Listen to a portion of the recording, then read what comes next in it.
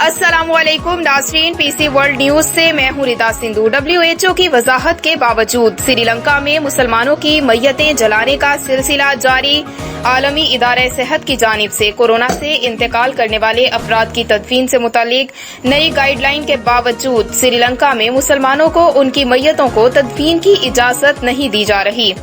ہمارے نمائندہ خصوصی پاکستان غلام دستگیر کی رپورٹ کے مطابق مسلمانوں کی میتوں کو سرکاری سطح پر جلایا جا رہا ہے، جس سے مقامی مسلمانوں میں شدید غم اور غصہ اور خوف پایا جاتا ہے۔